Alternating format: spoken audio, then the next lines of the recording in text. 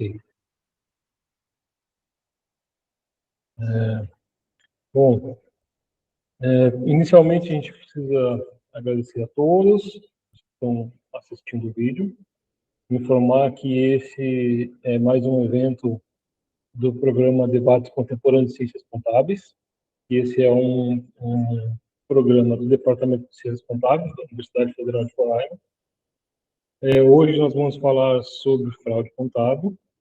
O nosso convidado é o Diego, do IFAM, que é nosso parceiro também nesse programa. Temos que salientar que esse é um programa do Departamento de Ciências Contábeis, do qual eu sou o coordenador, e a nossa intenção, como já viemos fazendo alguns outros eventos, é mensalmente temos pelo menos um evento falando da nossa área de ciências contábeis. No evento de hoje, o Diego vai falar sobre a questão da fraude contábil. Sequencialmente, a gente vai fazer um breve debate. Temos que salientar que para aqueles que não conseguiram fazer as inscrições, nós estamos processando manualmente essas inscrições. Então, pedimos que continuem enviando o e-mail até a data limite que nós vamos informar. Nesse dia, vocês vão estar assistindo o vídeo e vão informar, aqueles que assistiram o vídeo vão informar por e-mail, se a gente fez um outro evento, que observou, que viu o vídeo, e vão enviar por e-mail. Então, essa vai valer como a frequência dessa atividade para depois a confecção dos certificados. Então, eu inicialmente passo a palavra para o Diego, para que ele possa se apresentar, e na sequência já dá início à apresentação. Bom, pessoal, bom dia, ou boa tarde, ou boa noite, dependendo da hora que vocês estão assistindo aí. Como o Eduardo já falou, meu nome é Diego e eu sou professor aqui no IFAM, no campus avançado de Iranduba.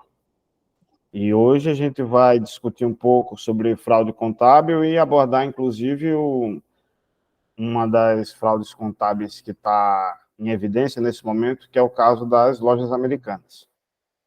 Posso iniciar aqui, Eduardo? Pode, se você conseguir mandar aí os slides, a gente já pode dar início. Isso mesmo, só um segundo aqui.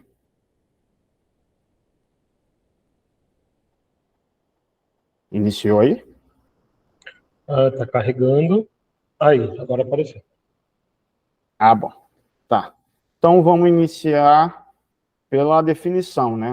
Uma definição aqui simplificada do que seria fraude contábil. Bom, prática ilícita de manipulação dos registros contábeis realizadas tanto por empresas ou também por indivíduos com o intuito de apresentar uma imagem distorcida da realidade financeira da organização para que, com isso, ela obtenha vantagens ilícitas. Quando a gente está falando em fraude contábil, é importante que a gente tenha uma clara diferenciação do que é fraude e do que é o erro, né? E para que a gente tenha uma fraude, e isso daí não é contabilidade, isso daí é senso comum, é preciso que eu tenha a intenção de enganar, a intenção de induzir, ou pelo menos a intenção de que você não conheça a verdade da forma como ela é.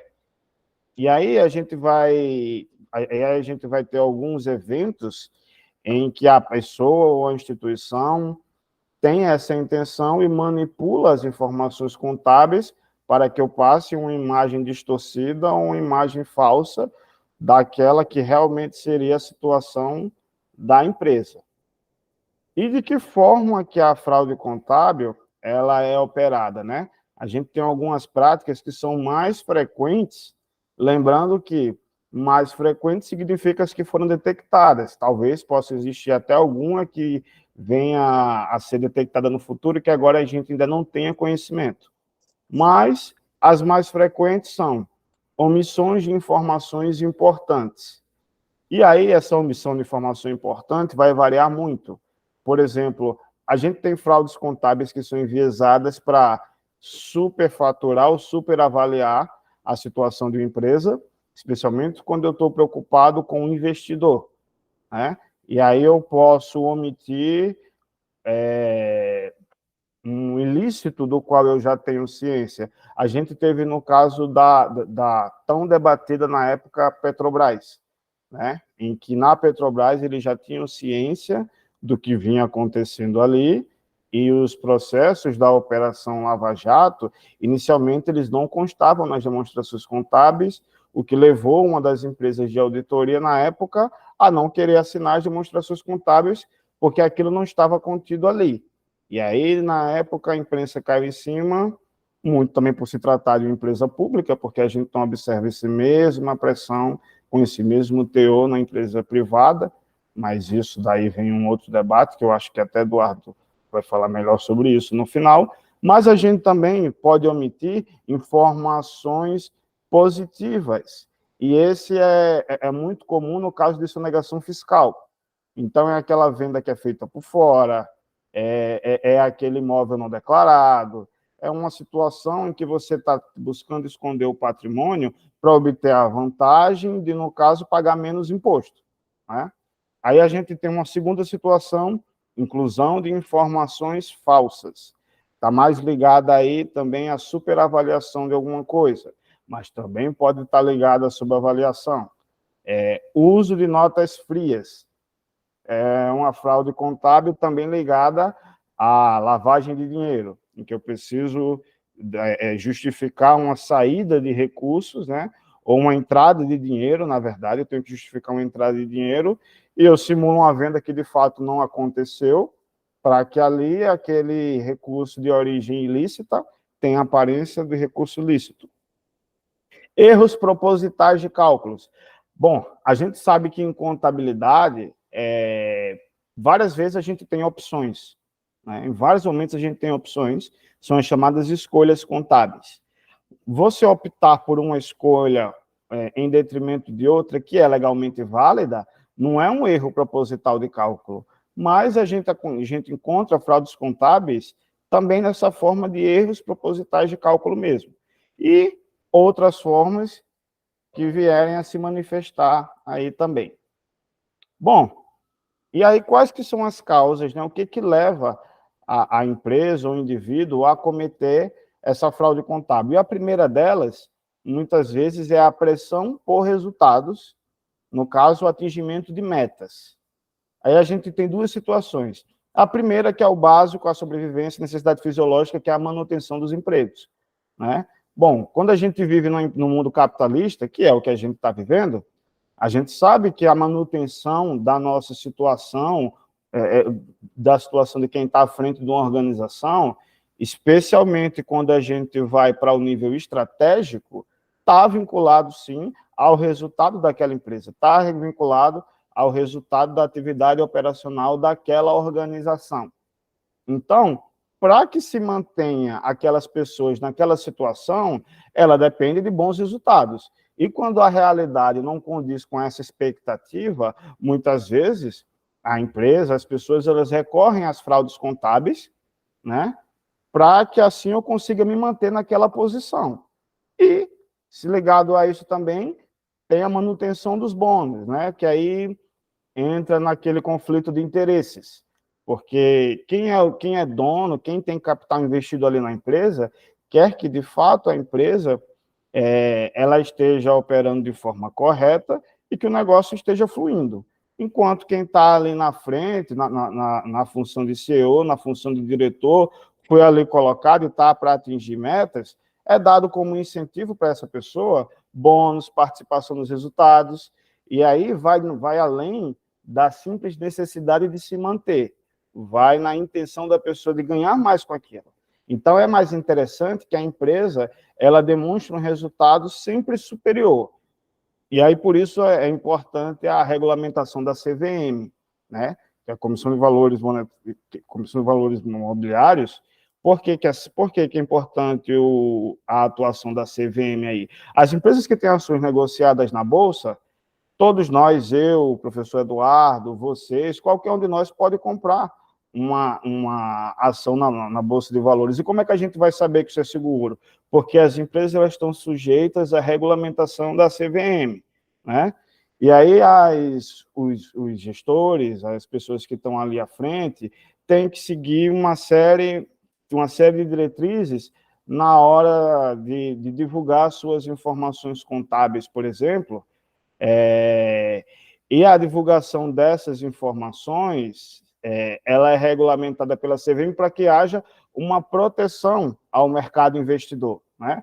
Se a gente observar, na verdade, a fraude contábil ela tem essa relevância porque o mercado está preocupado com o próprio mercado, o mercado está preocupado consigo mesmo, né?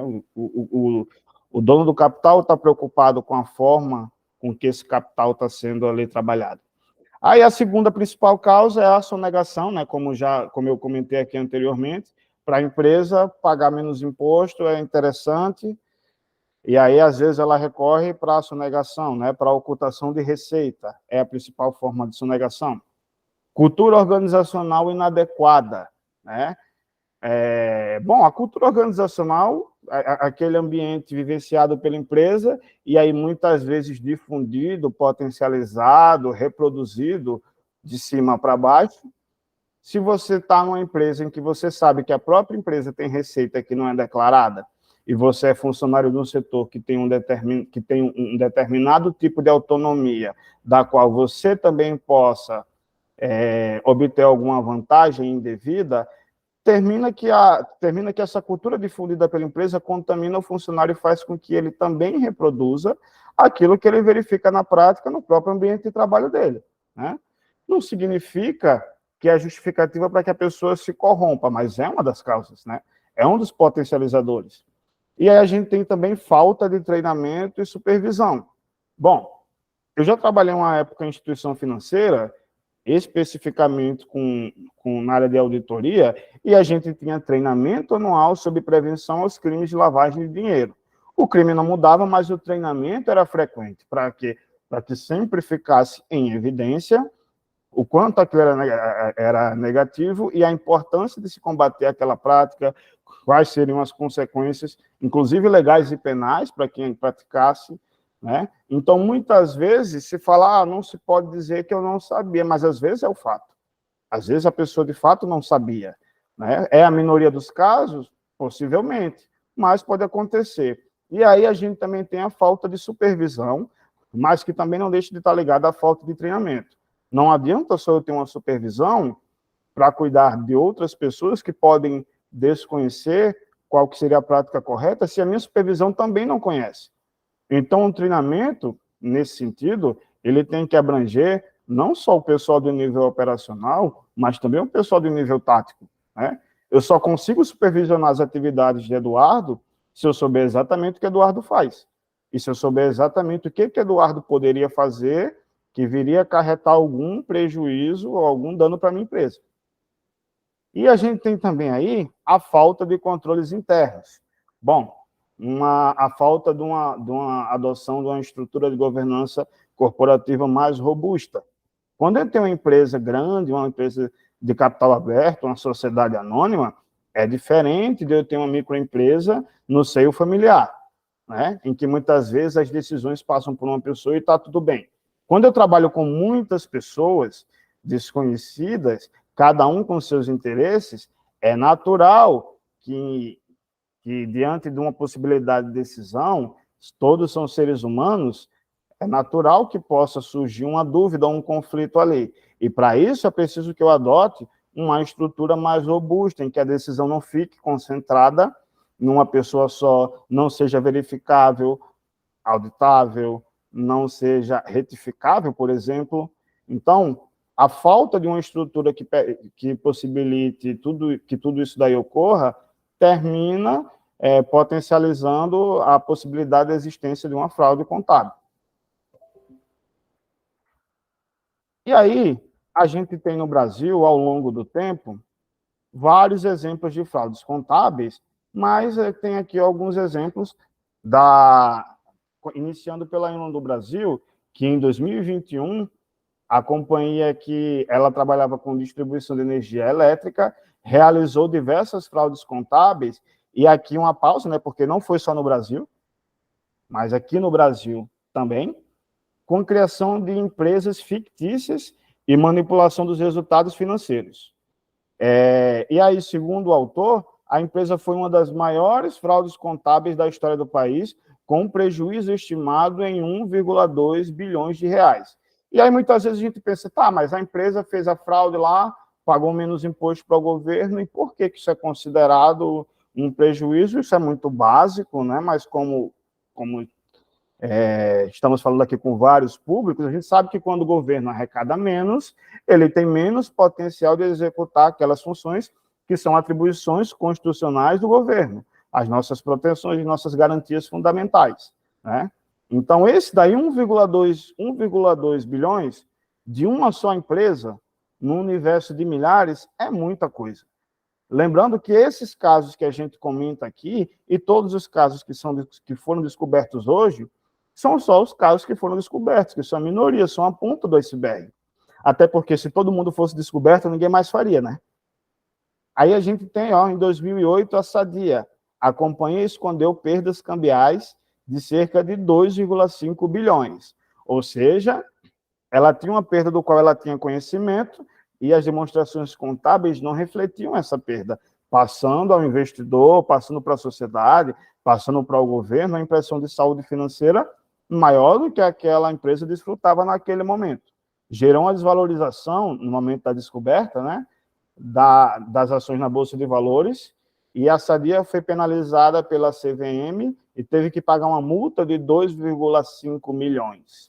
Então, veja, até quando a empresa descobre, até quando a empresa é descoberta, o quanto a punição é leve, né? 2,5 milhões para quem escondeu uma perda de 2,5 bilhões e induziu outras pessoas ao erro investindo na empresa. Em 2003, a gente teve o caso da Parmalat, uma das maiores fabricantes de laticínios do mundo, e ela escondeu dívidas de mais de 14 bilhões de euros, o que resultou em um colapso financeiro e falência, né? E aí a fraude da Parmalat foi um dos maiores escândalos financeiros do mundo, envolvendo mais de 20 países, porque a Parmalat é multinacional. Não é à toa que quando a gente era criança, a gente via muita Parmalat no mercado, e hoje em dia a gente já não vê tanta variedade de produtos, né? A Avon, em 2003, a companhia realizou fraudes contábeis em suas operações na América Latina, o que incluiu o Brasil, escondendo custos de estoque e contabilizando receita de forma indevida.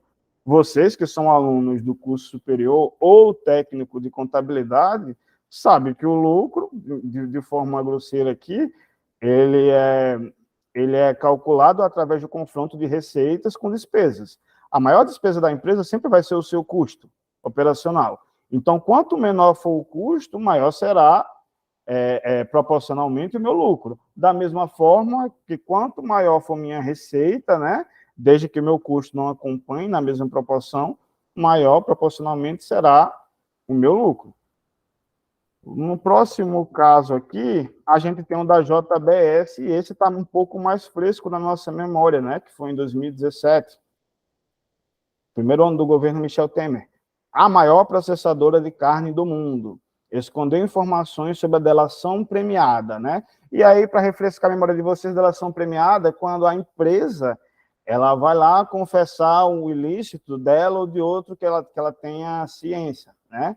Então, se a própria empresa está prestando depoimento para a Polícia Federal, para o Ministério Público, para as instâncias dos tribunais sobre ilícitos cometidos por ela, como é que esses ilícitos, em que ela está até comunicando às autoridades, também não são comunicadas ao mercado e à sociedade como um todo por meio das suas demonstrações, né?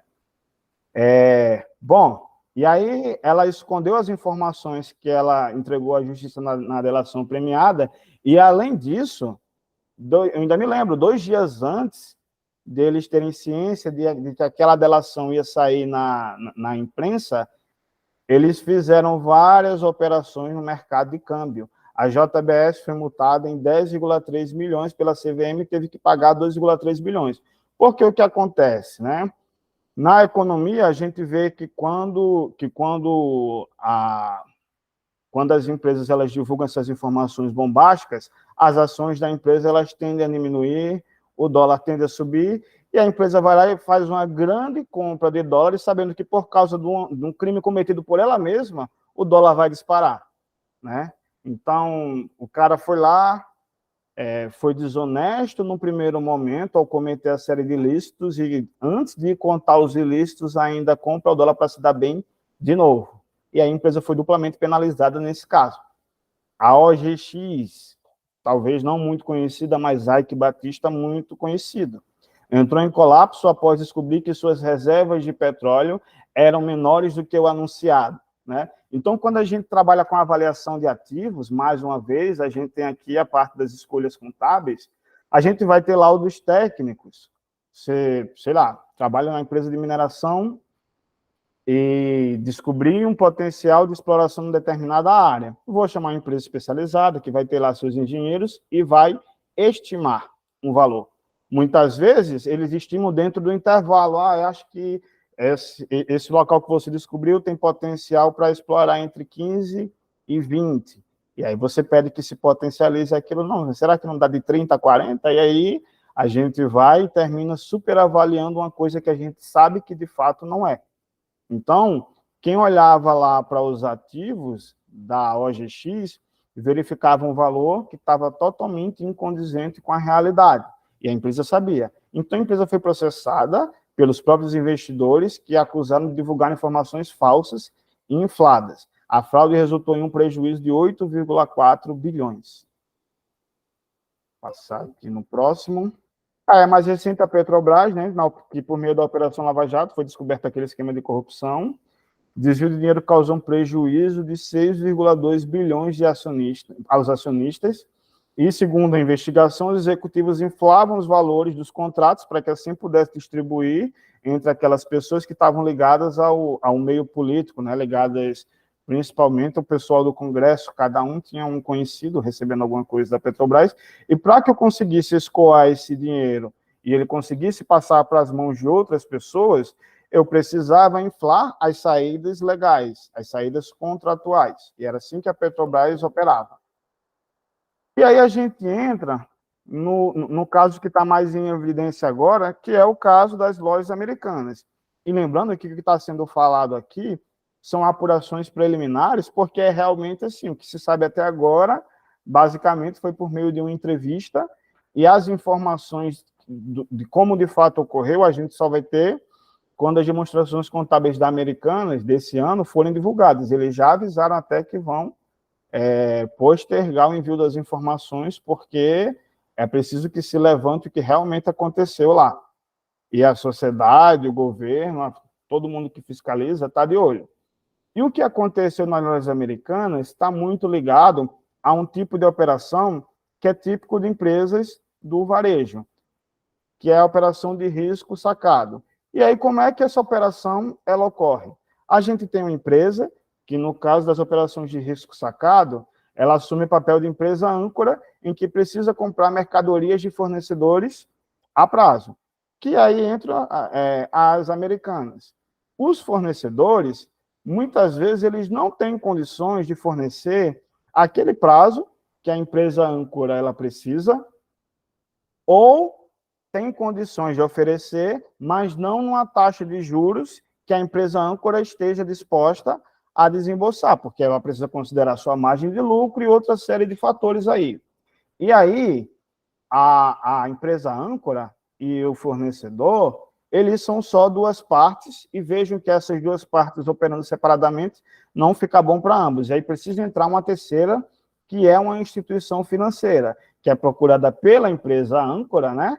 E aí a instituição financeira paga a fatura aos fornecedores e a empresa passa a dever ao banco.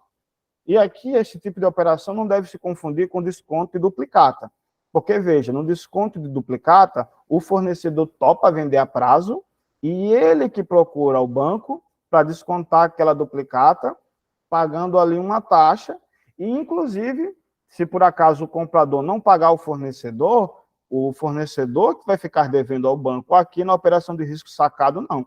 O fornecedor, ele entregou a mercadoria e quem está assumindo o risco da operação é a empresa âncora, né? E aí a CVM já se pronunciou desde 2016 como é que deve ocorrer a contabilização desse tipo de operação.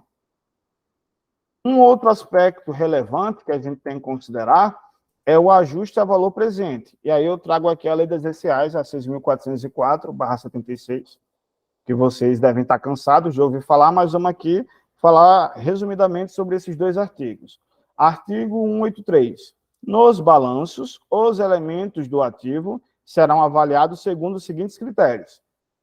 Os elementos do ativo decorrentes de operações de longo prazo, então veja, se eu comprei um estoque e esse estoque agora ele está vinculado a uma operação de curto prazo, mas ele passa a estar vinculado a uma operação de longo prazo porque eu transformei aquele meu passivo operacional em financeiro, eu tenho que observar alguns critérios. Então, voltando aqui, ativos decorrentes das operações de longo prazo serão ajustados a valor presente, sendo os demais ajustados quando houver efeito relevante. Eu coloquei em negrito essa parte porque claramente é uma escolha contábil. O que é efeito relevante? A quem cabe o julgamento do que seria um efeito relevante? E aí termina que as empresas têm a liberdade para definir o que seria um efeito relevante. Artigo 184. No balanço, os elementos do passivo serão avaliados de acordo com os seguintes critérios. Da mesma forma, as obrigações, os encargos e os riscos classificados no passivo não circulante, ou seja, de longo prazo, serão ajustados ao seu valor presente, sendo os demais ajustados quando houver efeito relevante. Ora, se eu tenho uma obrigação de curto prazo, mas é de elevadíssimo valor, por meio de uma operação de risco sacado em que eu dependo da venda, talvez pudesse ser considerado um fato relevante. Mas o fato é que a ampla maioria das empresas não reconhece o ajuste, o ajuste a valor presente no curto prazo. E, no caso das lojas americanas, parece não estar diferente disso. Bom, como é que seria um exemplo simples de uma contabilização de uma mercadoria com um financiamento no banco? E aqui eu não estou falando de risco sacado, mas sim se a empresa precisasse fazer uma compra e não tivesse recurso para isso. Vamos lá. Imagine que a empresa comprou um estoque à vista por R$100, porém, para viabilizar a compra à vista, captou recursos junto a um banco e pagará R$120 após 3 meses. Nessa taxa de juros aí, que vai corresponder a esses R$20. Então, inicialmente, eu precisaria do empréstimo, né? Teria um débito no caixa e crédito no empréstimo, e por meio desse empréstimo, eu iria imediatamente adquirir o estoque. Então, débito na conta estoques e crédito na conta caixa. Ao longo de 3 meses, eu vou reconhecendo, né, o surgimento daquela despesa com juros e, consequentemente, o aumento da minha obrigação com o empréstimo. Então, observe que eu tive aqui um aumento no meu passivo de R$20. E, no final de tudo, me levando a um pagamento de 120, né? Sendo R$100 destinado ao empréstimo, R$100 destinado ao empréstimo original, R$20 que foi por causa dos juros, mas tendo uma saída no meu caixa num total de R$120. Aí a gente tem aqui um exemplo de uma compra de mercadoria utilizando a operação de risco sacado. Então, imagine que a empresa precisou comprar estoque a prazo por R$120 para pagar em 3 meses. Se a compra fosse feita à vista, seria por R$100. Como o fornecedor não tem condições de conceder o crédito, ou seja, o fornecedor não tem condições de aguardar 3 meses, o banco paga ao fornecedor, porque foi procurado pela empresa âncora, né? E a empresa paga diretamente ao banco.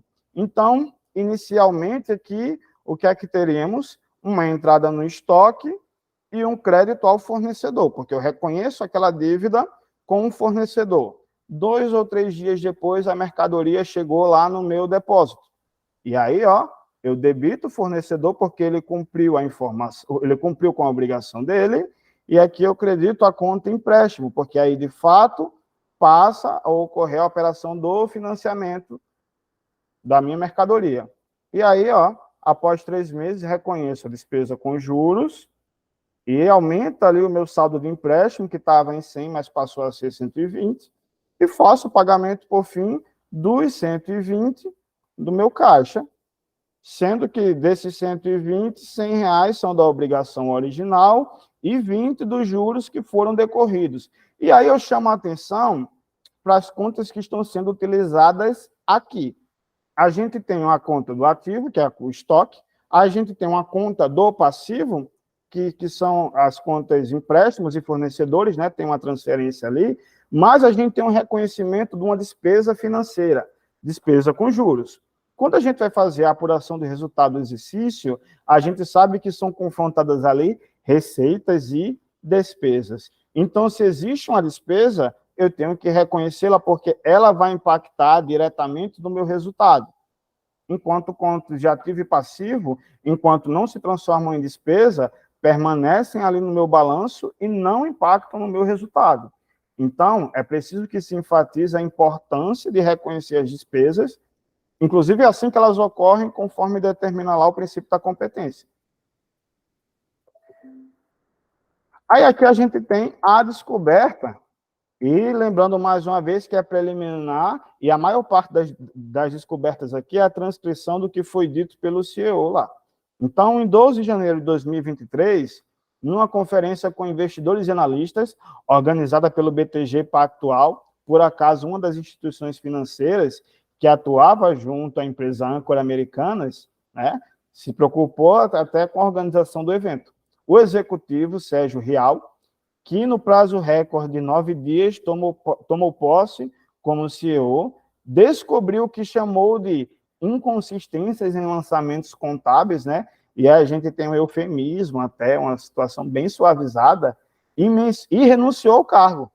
Tentou explicar o que já sabia sobre o rombo. Esses eram lançamentos errados, que aconteciam por vários anos, e ele não soube precisar quantos anos aí ocorriam, se seriam 6, 10 ou até mais de 10, então olha aí o intervalo aí que não se sabe, mas que seguramente ocorriam há pelo menos 3 ou 4 anos. E aí eu pergunto, se ocorriam há 3 ou 4 anos, uma empresa gigante como é a Americanas, que tem um nível de estrutura organizacional obrigatório por lei a adotar com conselho de administração, conselho fiscal, diversas instâncias, e ninguém sabia, né? Essas divulgações das informações contábeis que vêm ocorrendo, os balanços, as DREs, notas explicativas, nada disso constava lá e ninguém sabia. Então, mas no caso das Americanas, a primeira coisa a ser dita é que esse rombo aqui não é que haja um dinheiro a mais que tenha que ser pago agora, né? Não é propriamente um rombo no sentido de refletir o tamanho do buraco que terá que ser coberto. A conta de 20 bilhões que foi inicialmente apresentada e que ainda está sob apuração, né? Na verdade, a gente vai ver um pouco mais para frente que já está mais perto do dobro disso, representam uma somatória de lançamentos contábeis que foram feitas de forma errada nas demonstrações financeiras da varejista, e a gente vai ver como é que foram esses erros aí. O primeiro equívoco, né, deveria até ter colocado entre aspas, foi que a Americanas tinha um volume da ordem de 15 bilhões a 17 bilhões de financiamentos a fornecedores. De que forma? Por meio de operações de risco sacado, e que, portanto, deveriam constar como dívida financeira no balanço. Então, duas coisas aí. Uma coisa é eu dever a um fornecedor, outra coisa é eu dever a um banco. Porque se eu estou devendo a um fornecedor, o valor daquele financiamento operacional que está sendo feito já está embutido no preço da mercadoria. Já se eu estou devendo aquele mesmo valor ao banco, eu sei que eu vou ter que pagar mais que aquilo. Ou seja, um passivo financeiro, ele já enseja o surgimento de uma despesa financeira. Então, a gente tinha uma primeira inconsistência aí. A companhia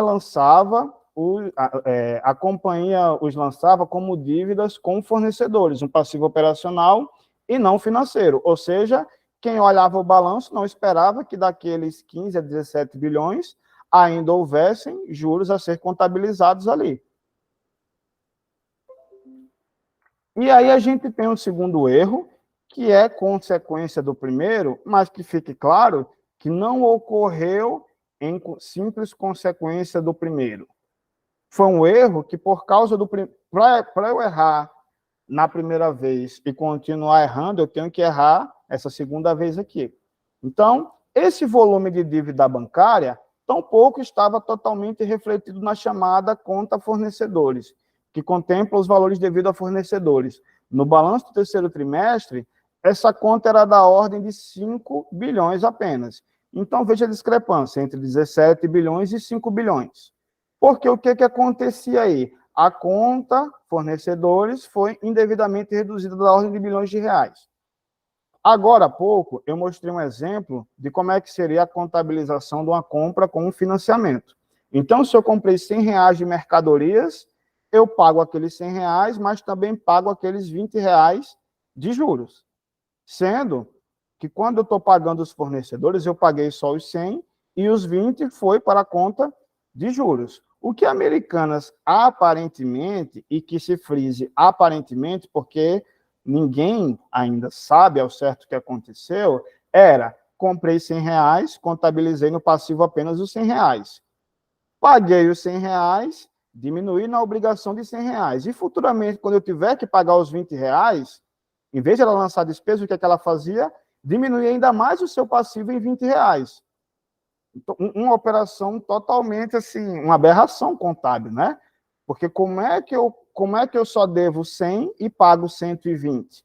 Como fornecedores ali representam um total de várias compras, de várias mercadorias com diversos fornecedores, quem olha ali aquele balanço patrimonial não enxerga isso daí. Então, a empresa não só escondia a ocorrência de uma despesa, como ainda subavaliava o seu passivo, demonstrando ter um capital de terceiros ainda inferior ao que era. Então, ao grosso da redução, explicou aqui o CEO, veio da dedução de juros pagos. Cada vez que a Americanas pagava juros ao banco por conta dos financiamentos a fornecedores, a contabilidade da empresa subtraía esses juros da conta fornecedores, né?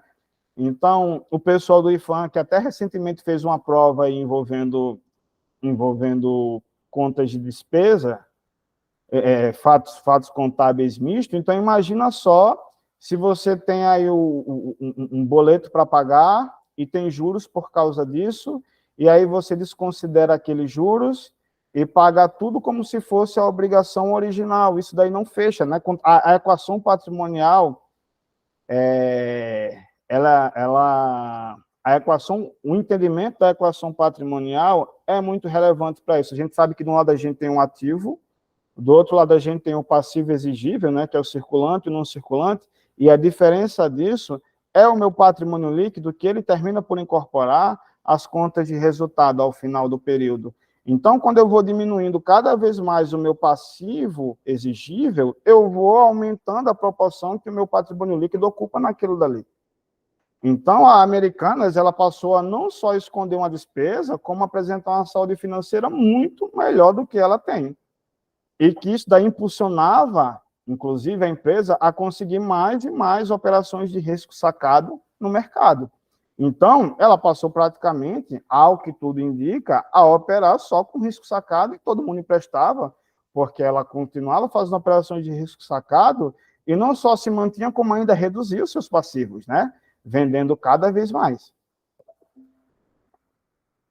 E aí a companhia lançou no seu ativo uma porção de entradas contábeis que deveriam ter ido para demonstração de resultado e outras que deveriam ter sido lançadas contra o patrimônio líquido e que eles lançaram como itens redutores da conta fornecedores. Aí são as aspas do próprio CEO falando daí. Sem especificar quais, ele disse que houve lançamentos indevidos de outras naturezas. Então aí tem uma parte nebulosa que ainda não sabemos, né? Que reduziriam ainda mais a conta fornecedores. E aí os erros não param por aí, a gente tem um terceiro desdobramento. Quando a empresa paga juros de dívidas bancárias, essa saída é lançada na DRE, por ser uma conta de resultado, né, como despesa financeira. No caso das Americanas, com os juros pagos aos bancos sendo usados para reduzir a conta fornecedores, eles não foram lançados de forma correta na DRE. E aí a gente tem também implicações legais, implicações fiscais. A gente sabe que as empresas elas pagam impostos de acordo com o lucro, né? Se eu tenho uma redução de despesa, consequentemente, eu tenho uma subavaliação do meu faturamento, portanto, um pagamento inferior, uma sonegação fiscal. Com a despesa financeira artificialmente menor, o lucro da Americanas ao longo dos anos foi inflado. Então, eu retomo o que eu falei inicialmente como uma das causas das fraudes contábeis, bônus, né? A gente tem um CEO que em 9 dias descobriu como é que eu tenho um CEO que está lá antes, que seja há um mês, há um ano, há 2, 3, 4 anos. Qual que é o incentivo para ele não saber e continuar não sabendo? Né? Qual que é o incentivo para os sócios da empresa também, que são controladores, não saberem continuar interessados em não saber? Aliás, diga-se de passagem, fica aí para quem tiver um interesse em pesquisar, vocês pesquisarem quem são os controladores das Americanas e buscarem traçar uma linha do tempo das empresas em que eles investiram, vão ver que inconsistências contábeis são frequentes com esse grupo, né? Então, até que ponto também deveria ser considerado o seu passado para eu poder pressupor a sua inocência? Não é assim conosco, se a gente é réu primário, a gente tem benefícios, né? Bom, então, a revisão dos demonstrativos financeiros de anos pregressos fatalmente vai demonstrar que os lucros reportados e que balizaram a distribuição de dividendos aos acionistas e também orientaram a remuneração variável dos executivos estavam superavaliados. Inclusive, a sociedade foi induzida a investir nas Americanas porque verificavam lá aquele resultado super favorável, né? A Americanas estava anunciando um Big Brother até o ano passado. Esse ano não estava mais.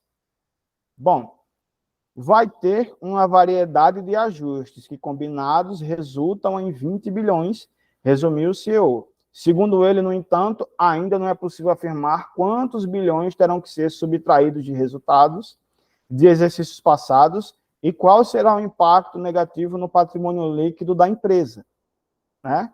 Então, o CEO ele falou aqui, segundo as palavras dele mesmo, por cima, o que aconteceu. Ainda não é possível determinar com precisão qual que será o impacto disso daí. E a gente tem uma série de efeitos não da descoberta, né? Mas o mais correto seria da divulgação. Segundo o executivo, praticamente não vai ter efeito financeiro, porque durante os anos em que a contabilidade foi errada, todos foram pagos, fornecedores e bancos. O erro era na forma de demonstrar de que se tratavam aqueles pagamentos, né? A Americanas apenas não informou que estava pagando juros, mas aparentemente tentou dar a aparência de que estava fazendo pagamento a fornecedores, o que, inclusive, como eu já comentei, causou a redução do seu passivo. Mas ele ressaltou que a integridade do caixa e a existência de fôlego financeiro para a rede seguir operando vai depender essencialmente da postura dos bancos. Por quê? As empresas que operam com risco sacado, elas operam com elevada alavancagem financeira. Vocês já devem saber, mas não custa repetir, que a alavancagem financeira é quando eu opero muito com capital de terceiro. Praticamente eu faço uma venda sem nem ter aquela mercadoria, porque eu não tinha recurso para comprar. Então, pego um recurso ali e dependo daquele recurso para fazer o pagamento. Eu nem tenho capital de giro, não tenho fôlego financeiro para aquilo. Mas o meu fôlego financeiro ele vinha sendo garantido porque para as empresas eu sou um bom pagador, né? Eu venho fazendo operações de risco sacado em grande volume, mas venho pagando na mesma medida e aparentemente até reduzindo o meu passivo. Então, a partir do momento em que o mercado financeiro, né, as instituições financeiras, elas tomam conhecimento de que não era bem aquilo que vinha acontecendo, a continuidade das minhas atividades vai depender dos outros, mais uma vez, vai depender da manutenção das linhas de financiamento. Também é líquido e certo que a dívida bancária das Americanas vai crescer em torno de 16 a 17 bilhões no balanço, e com isso a dívida bruta no total da companhia vai ultrapassar os 30 bilhões. Né? Agora que eu vou passar a reconhecer as minhas despesas financeiras, não só do exercício atual, mas dos exercícios anteriores que vem se acumulando até agora, é possível que ultrapasse os 30 bilhões. E a maior parte dela de longo prazo. Com o patrimônio líquido ajustado para baixo, a gente já falei aqui que a apuração do resultado do exercício vai resultar num lucro ou prejuízo, e eles passam a compor o patrimônio. Então, quanto mais despesas, menor será o patrimônio líquido. A alavancagem das Americanas vai explodir, ou seja, vai ser ainda maior, o que vai trazer necessidade de capitalização da empresa da ordem de bilhões e não milhões. De acordo com a informação trazida pela companhia e reiterada pelo executivo na conferência, o trio de acionistas, né, Jorge Paulo Lemann, Beto Sucupira e Marcel Teles, sinalizou disposição de capitalizar a empresa, preocupados em salvar a empresa pelo bem de toda a sociedade, imagino eu, né? A empresa já entrou com um processo de recuperação judicial, em que ela tem aí uma pausa para poder pagar todos os fornecedores. Eu lembro que na época em que isso daqui foi divulgado, aconteceu até uma loucura no marketplace da Americanas. Então, você tinha... Porque a Americanas, ela trabalha com mercadoria que ela mesma compra e revende, mas também trabalha com marketplace, em que ela disponibiliza a plataforma para qualquer pessoa, como eu ou você, né, constituímos uma empresa, uma pessoa jurídica e vender por lá. E aí as pessoas vendiam, as Americanas ela repassava. Só que quando você decreta recuperação judicial, você tem aí um tempo para você pagar as suas dívidas. Então, as pessoas que tinham marketplace e começaram a vender, descobriram na prática que não iriam receber aquele dinheiro na mesma hora. E aí, como não tinha tempo hábil para retirar os anúncios do ar, simplesmente subiram muito o valor da mercadoria, mais alto do que todo o mercado, para evitar que o cliente fosse lá e comprasse o seu produto e você não conseguisse receber das Americanas, né?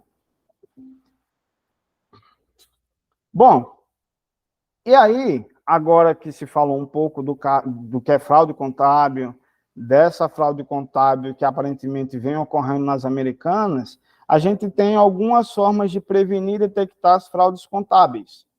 Técnicas mais utilizadas para detecção, uma delas é a análise de dados, e é um pouco mais recente, né? A gente sabe que a área de TI, ela vem contribuindo bastante na automatização de várias análises e vários processos, e que se fossem humanamente somente operados, seriam impossíveis de ser realizados com o volume e a rapidez que são feitos agora. Então, a análise de dados que permite identificar padrões, tendências e anomalias nas informações contábeis é uma das formas. Vamos imaginar aqui no caso das Americanas. Pensando aqui, e mais uma vez, a termo de suposição, porque, como foi relatado aqui, ainda não foi dito exatamente o que acontecia. Uma observação de uma tendência do crescimento na receita, em que o crescimento na conta de fornecedores, numa empresa que opera sempre comprando a prazo, é desproporcional, poderia indicar para alguém ali que está acontecendo uma fraude contábil, ela poderia ser detectada. Softwares de análise de dados e de detecção de anomalias, que são a consequência dessa primeira técnica aqui.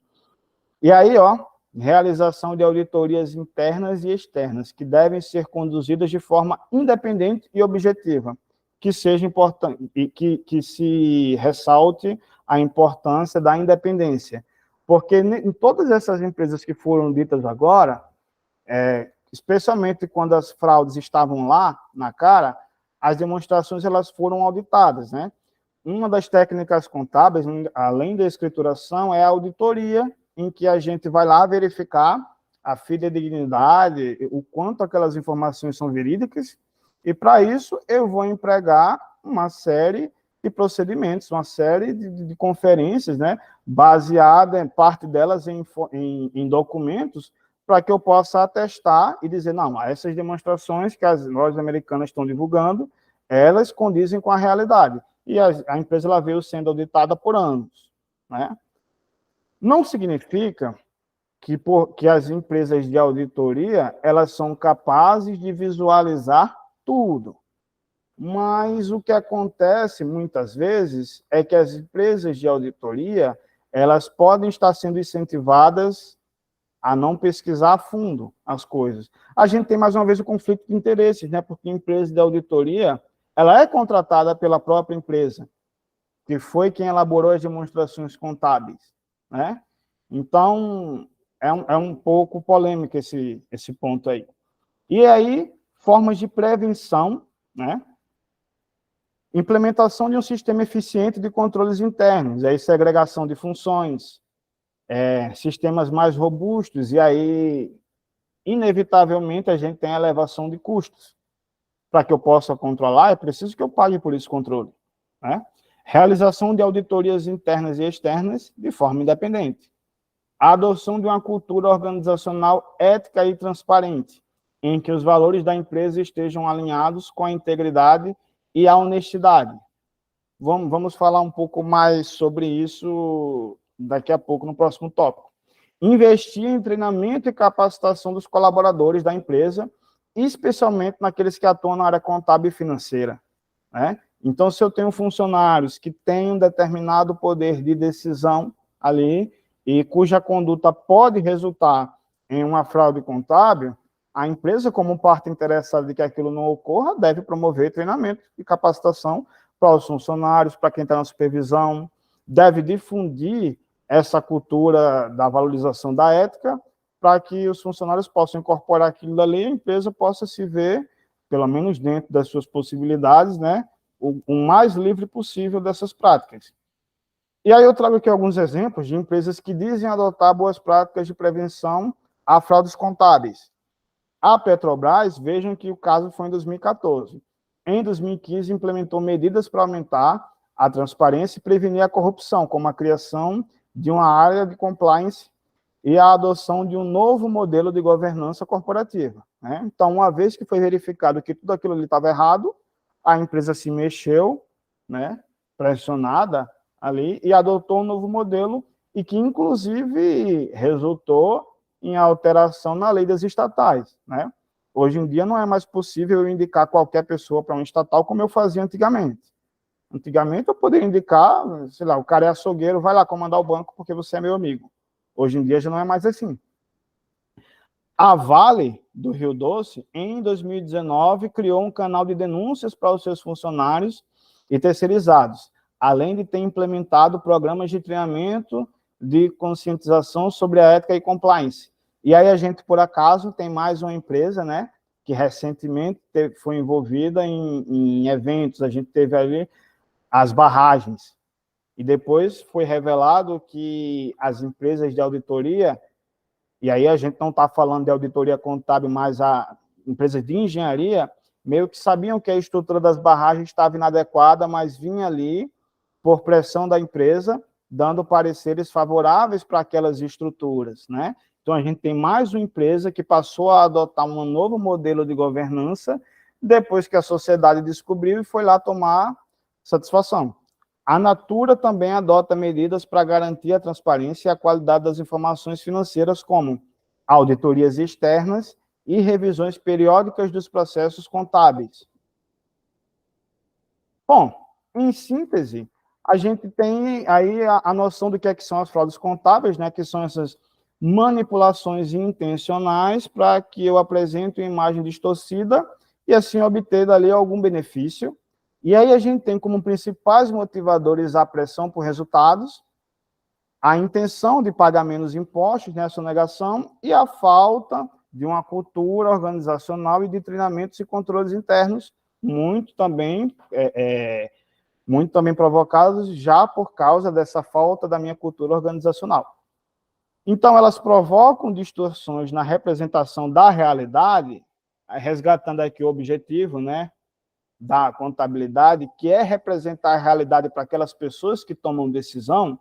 Então, a gente tem os vários interessados aí, a sociedade, o governo, investidores, funcionários, todo mundo aí utiliza as informações contábeis em algum momento para tomar suas decisões, e aí as fraudes contábeis, elas provocam distorções na informação que é passada e, portanto, provocando distorções nas diversas decisões que são tomadas pelas partes interessadas. E elas podem ser evidenciadas por meio de implantação de podem ser prevenidas, por meio da implantação de estrutura mais robusta de controles internos treinamentos e auditorias externas e internas. E aí tem algumas referências e eu agradeço pela atenção de todos. Espero não ter falado demais. Não, tá dentro do prazo.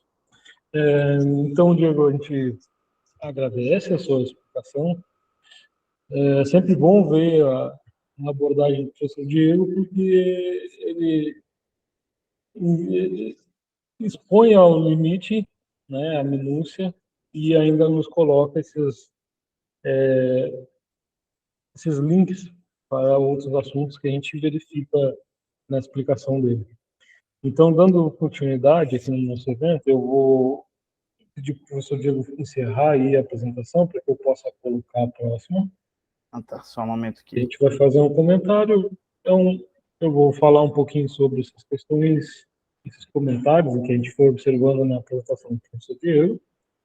E a ideia é, ao final, a gente poder conversar sobre esses aspectos. Deixa eu colocar aqui a apresentação.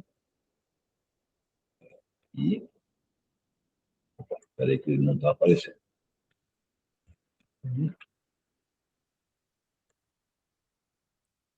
Agora ele vai.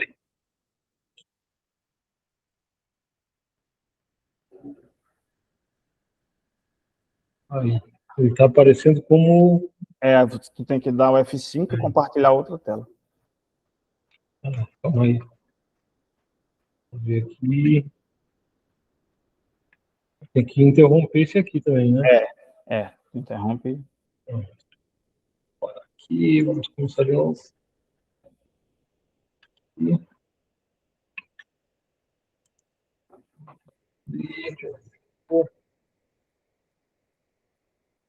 Ali, agora vai.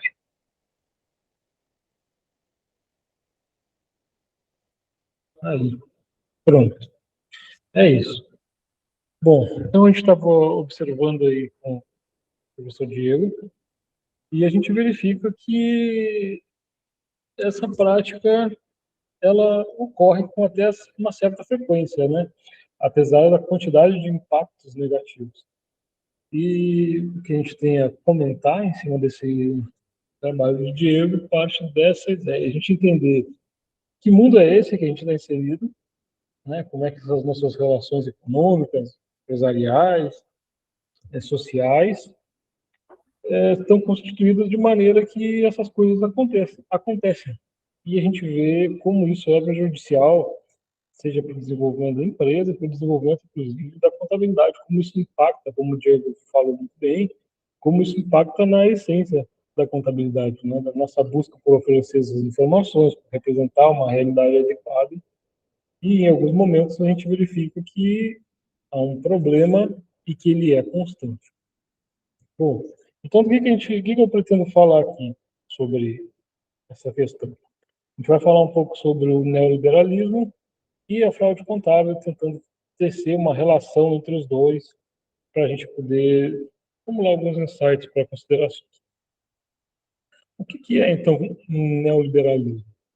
Na verdade, essa concepção que a gente tem de economia e da sociedade, que a gente tem de maneira contemporânea, é um entendimento de que o Estado não deve ser capaz de intervir no mercado. Esse é um entendimento neoliberal. Isso pressupõe que as relações de mercado, as relações econômicas, elas são capazes de se autorregular. Elas são capazes de levar ao bem comum, levar ao bem-estar social, que as empresas, as pessoas que estão na empresa são capazes de lidar com isso. E nesse nosso mundo, dentro dessa concepção neoliberal, que nasce na ideia do liberalismo econômico, a gente entende que todas essas relações da nossa sociedade vigente se dão através do mercado. E o que isso quer dizer? A gente observa que, por exemplo, um profissional, seja qual for, quando ele vai, ou uma pessoa qualquer, ou uma empresa, quando ele vai oferecer seus produtos e serviços, ele precisa fazer isso através do mercado. E Para fazer isso, ele vai lá, se estabelece formalmente no mercado e se utiliza de um marcador que é muito conhecido nosso aqui na contabilidade, mas que é fundamental para a economia também, que é o marcador de preço. Então, ele cria um produto, cria um serviço, e oferece um preço a esse serviço, e lá no mercado ele oferece para que as pessoas possam comprar. Nesse contexto, se entre as organizações é gerado um aspecto, um contexto de competitividade. Ou seja, as empresas vão buscar os clientes desse mercado e para tentarem obter o máximo ou um lucro que seria suficiente para que elas continuem desenvolvendo suas operações. Então, veja bem, nós temos uma sociedade vigente em que nós precisamos acessar o mercado enquanto pessoas, né? Precisamos ser clientes daqueles que vão nos fornecer serviços e produtos, e esse mercado será competitivo o suficiente para se sustentar, para que suas práticas sejam capazes de manter o mercado em funcionamento, o sistema em funcionamento, seja tanto para a questão organizacional quanto para a questão dos clientes. Mas aí a gente começa a observar algumas anomalias, algumas inconsistências, alguns problemas desse modelo.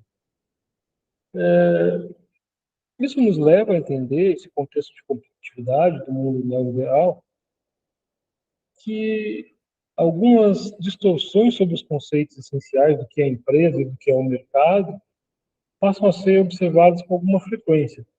Nós entendemos nessa ideia do liberalismo de que a competitividade é algo bom. E quando a gente olha para uma empresa, a gente diz, de fato, é bom que ela tenha competidores, porque ela vai ter que negociar o preço, ela vai ter que buscar os clientes de uma maneira diferenciada e tal. Mas, por outro lado, a gente vê que na prática isso nem sempre acontece.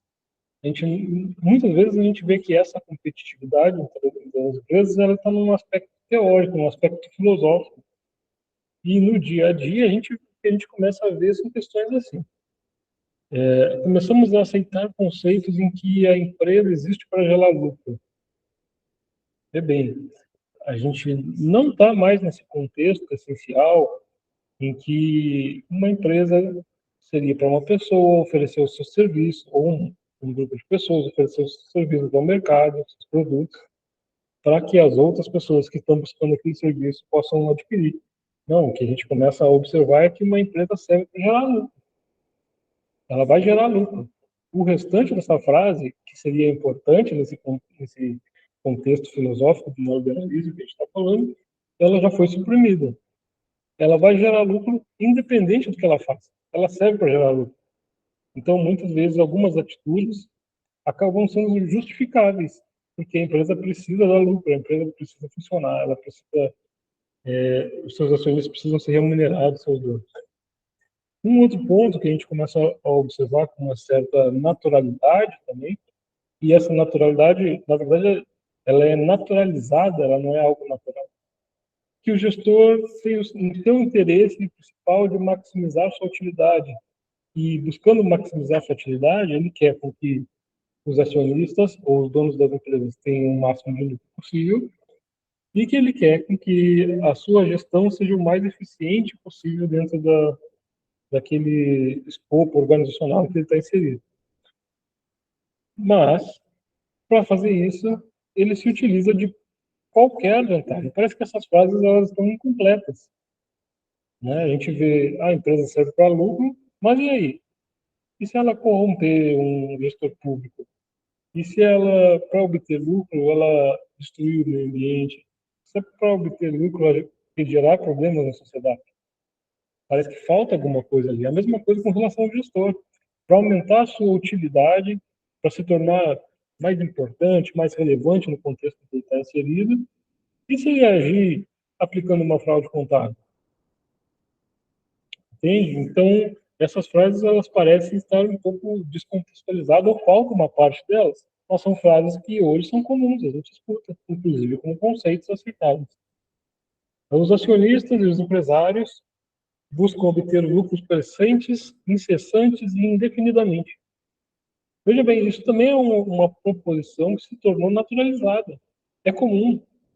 O que o acionista quer? Ele quer mais lucro. E ele quer isso constantemente. E daqui a 15 dias ele quer mais. E daqui a 30 dias ele quer um mais lucro. Então ele é crescente e constante, e a gente sabe que isso não existe numa realidade econômica. Né? Nós temos as flutuações e é um complicador essencial dessas relações. E um outro ponto que a gente percebe também, como decorrência desse pensamento neoliberal na prática, não filosófica, são que as nossas relações sociais acabam reduzidas a alguns aspectos econômicos. E o que isso quer dizer? Quer dizer que a gente parece motivado por questões econômicas. Se você tiver um salário maior na empresa, você vai. Se aquela empresa te dá orgulho, não de você trabalhar nela, talvez não tenha tanta relevância. Se você consegue adquirir um produto mais barato do que outro, você compra. Mas se aquele produto foi produzido por uma empresa que tem práticas questionáveis, você não se importa. E são conceitos que a gente começa a aceitar. A gente começa a tratar como naturais, como corretos. E com base nessas construções, a gente vê que aquela ideia do liberalismo já se tornou, já é corroída. Aqueles pilares da liberdade econômica já são corroídos, já não são mais observáveis na prática. E o que isso nos traz como consequência? Algumas das consequências essenciais dessa forma de pensar, dentro dessa corrosão dos princípios liberais, é que a gente vê cada vez mais crescer esses aspectos. Por exemplo, a desigualdade de renda, ou seja, as grandes corporações, os ricos se beneficiam de políticas, pois têm mais poder, seja econômico, seja político, o que for, e conseguem se sustentar enquanto elite, então tem interesse de se manter o seu status quo e impedir que outros ascendam àquela mesma realidade que eles estão. Então, isso amplia esse nosso elemento de desigualdade de renda, porque o pobre ele é relegado, ou aquele trabalhador ele é relegado cada vez mais a atuar em subempregos ou empregos que vão lhe pagar menos, e aquele que já tem, o grande capitalista, ele vai ser capaz de gerar novos investimentos, recuperar uma empresa, como a gente estava vendo, buscar outras formas de obter o seu lucro. Um outro aspecto é a exploração do trabalho, está relacionado a isso. A gente percebe, por exemplo, se você é um trabalhador de uma empresa, você faz parte daquela estrutura de custo daquele produto ou daquele serviço. O seu salário, quanto você, o seu valor dentro daquela empresa, ela está medida por essa relação econômica de quanto do valor do seu salário. E isso é uma parte, uma porção do valor do preço. Logo, se a busca é sempre você ter um lucro maior e constantemente, o quanto menos direitos o trabalhador tiver, o quanto menos ele receber pelo seu salário, nesse mundo neoliberal distorcido, melhor será para aquele que é o acionista, para aquele que é o dono da empresa. Então, constrói-se uma relação e uma vez que isso também se torna aceitável, já que a empresa quer gerar lucro. O seu objetivo é gerar lucro. Então, aqueles conceitos que foram construídos dentro dessa maneira opaca de se ver o neoliberalismo acabam por gerar consequências que são desastrosas para a sociedade. A desregulação, a privatização, a globalização, também são elementos os quais essa forma de pensar neoliberal acaba sendo impactada, e a nossa realidade vigente se relaciona com esse contexto, acaba sendo impactada negativamente pela forma como as pessoas lidam com essas questões. Bom, mas então a fraude contábil. Qual é a fraude? Qual é o espaço da fraude contábil nesse aspecto? E o conceito que o professor Diego trouxe é perfeito para nos mostrar. Estamos falando de uma prática que é ilegal, que não é aceitável. Nenhum contador vai achar correto aplicar uma fraude contábil, apesar de muitos aplicarem, né? Mas é uma manipulação intencional de demonstrações financeiras de uma empresa para criar uma aparência de saúde financeira que não é verdadeira. Então, veja bem, você tem uma empresa com determinados produtos ou serviços oferecidos no mercado para pessoas que estão lá buscando, há uma estrutura para acessar esses clientes, mas o aspecto de competição não está funcionando como deveria. Porque a empresa se vale de práticas como a fraude contábil para se mostrar competitiva. E eu acho que a apresentação do Diego foi muito feliz nesse ponto. A empresa tinha um interesse de supervalorizar a sua competitividade para que os acionistas, as pessoas interessadas, o governo, quem fosse, pudesse olhar para a empresa e entender que ela tinha uma saúde financeira, quando na verdade a gente percebeu agora que não. E isso também é um ponto estranho, né? A gente percebeu agora, depois de 10 anos de funcionamento da empresa, achando que era uma empresa saudável, e agora? E como é que fica? E quem é que assume esse problema? Né? Para onde que vai? Isso é uma questão que acaba ficando no colo da nossa sociedade. E gera todas essas questões aí. Uma empresa que pratica fraude contábil tem perda de confiança, perda de financiamento, distorções, já não distorções na economia, desigualdade e produzem danos à sua reputação. São essas dificuldades que o Diego já falou muito bem e que a gente precisa entender que é uma coisa não aceitável, que não é aceitável e legal por natureza, mas que na prática a gente acaba vendo com uma certa frequência, o que é uma pena. Bom, então, um outro aspecto levantado, acho que eu pulei aqui a fraude contábil, e aqui a gente vê, quando a gente traça um paralelo entre essa nossa realidade vigente, neoliberal, e as fraudes contábeis, a gente começa a ver os entraves onde que a gente está inserido por conta de não entender esses conceitos, ou de esses conceitos terem perdido as suas referências ao longo do tempo. A questão da desigualdade econômica gerada dentro de um contexto de fraude contábil, de um contexto neoliberal, nos mostra que a quem se beneficia quando há uma fraude contábil? Porque muitos de nós perdemos, né? Pessoas que trabalham, os stakeholders, o governo, mas alguém está se beneficiando disso. E quem é que está se beneficiando? É aquela mesma elite que é a dona. Então, aquele aspecto de desigualdade que a gente apontou lá no liberalismo econômico e como consequência da fraude contábil, a gente verifica que é uma condição, é um momento gerado pela fraude contábil nesse contexto balizado pelos conceitos que nós passamos a naturalizar. A mesma coisa sobre a exploração dos trabalhadores, que a gente já comentou, a geração de instabilidades econômicas. Então, o professor Diego comentou muito bem, inclusive a empresa gerou uma fraude contábil e ainda gerou outra fraude em cima da consequência que ela tinha gerado. Ela foi lá e adquiriu o dólar porque ela sabia que ia gerar um problema econômico. Então, você veja, aquelas pessoas que formam essa elite, aquelas pessoas que são, para usar os termos os capitalistas, eles se beneficiam, momento atrás de momento. Fraude, então, por 10 ou 20 anos, a gente viu essa empresa aí com uma saúde financeira que não era, mas os donos da empresa se beneficiavam disso. E agora, nós ficamos com um problema e os donos das empresas já lucraram, já tiveram o resultado necessário naquele período. Os danos ambientais também, né? Exploração dos recursos naturais, a destruição do nosso meio ambiente, uma vez que o que a gente busca é a geração de lucro, depende a corrupção e lá no último aspecto, consumismo.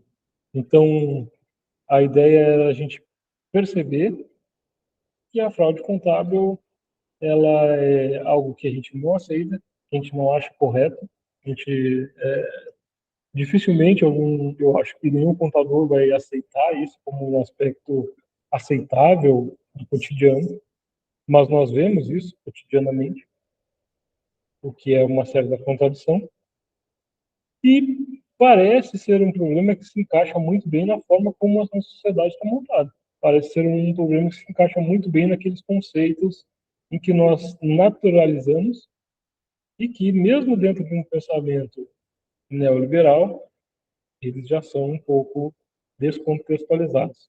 Então, nós temos uma sociedade contemporânea de 2023 em que as relações se dão através do mercado, mas não de forma competitiva, e o mercado já não é mais livre, a gente já não pode acessar o mercado como queria.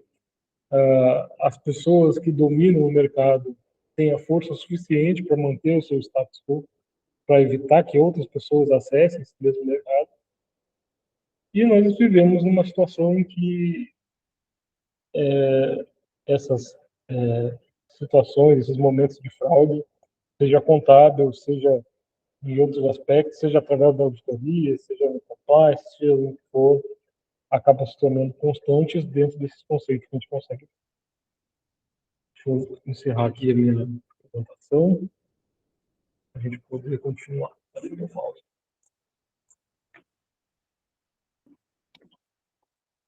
Aqui. Bom, aí a gente, não sei, Diego, se você quiser comentar alguma coisa, falar de algum desses aspectos, a gente ainda tem aí uns 5 minutinhos e depois a gente encaminha para o encerramento. Eu só a corroborar com uma coisa importante que você descreveu aí como é que funciona essa engrenagem do capitalismo nessa visão neoliberal, né? Então, retomando aqui as fraudes contábeis, a gente vê que interessados na informação contábil tem vários e os danos vão para vários os lados. Mas quem é que são sempre os primeiros a receber os efeitos, né? Vejam bem, na Americanas o impacto final ainda nem foi calculado. Eu li que antes de ontem, só em Salvador, Bahia, fecharam duas unidades das lojas Americanas. Então, quem que perde com a fechada dessas lojas Americanas? Aquelas famílias daquelas pessoas que trabalham lá. O dano nem foi calculado ainda e aquelas pessoas já sentiram. Quando eu trabalhava numa instituição financeira, ela tinha uma unidade lá na cidade de Mossoró. Depois que o escândalo das fraudes contábeis feitas na Petrobras para encobrir o desvio de dinheiro foi revelado, o que é que aconteceu com o município, a cidade inteira de Mossoró? Mossoró vivia em grande parte em decorrência da exploração de petróleo, que a Petrobras tinha atividades lá.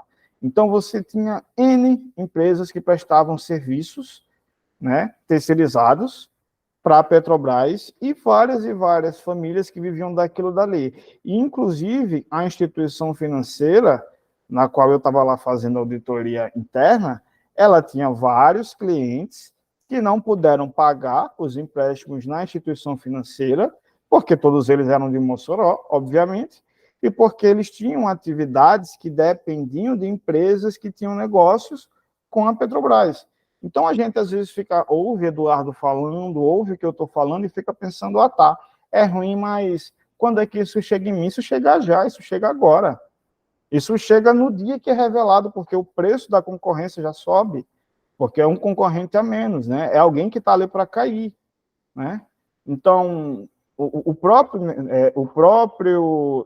neoliberalismo, ele impõe isso, e essa realidade que ele mesmo impõe já joga contra a gente.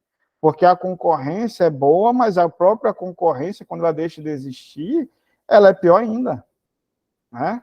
Então, é preciso que a gente reflita, quando a gente pensa em fraude contábil, não só numa coisa que a gente vê na TV, mas numa coisa que vai afetar a minha vida, inclusive como eu não sou, como o Eduardo falou, o detentor do capital, mas sim eu sou uma pessoa tida como custo nesse esquema capitalista, é preciso que eu entenda que eu vou ser o primeiro a ser afetado, né?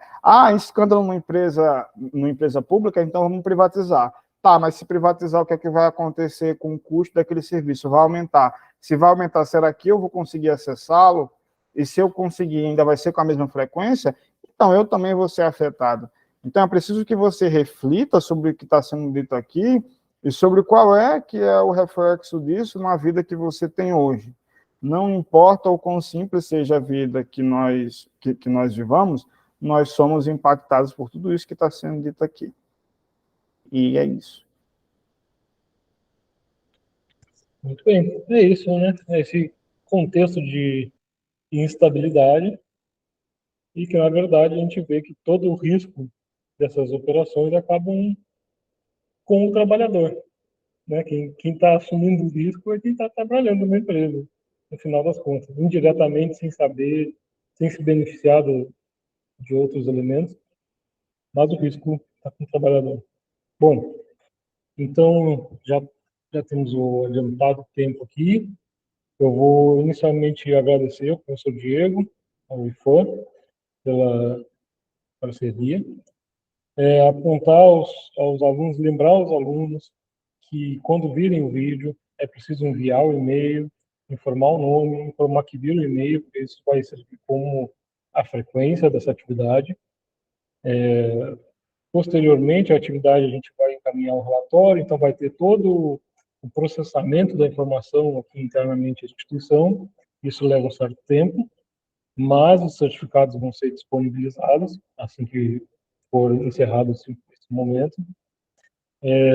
Preciso destacar também que tudo que a gente comentou aqui, tanto o professor Diego quanto eu, são informações disponíveis, né, de forma geral, na mídia, nos jornais escritos e também televisionados, que a gente consegue observar na internet. São todas informações que podem ser pesquisadas lá, e já foram divulgadas, já são públicas, e que nos coloca nesse contexto aí de alarme, né, nesse contexto da nossa realidade momentânea.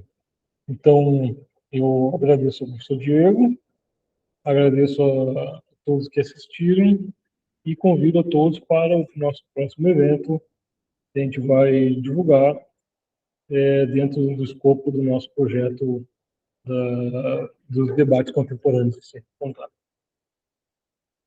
Obrigado. Eu agradeço.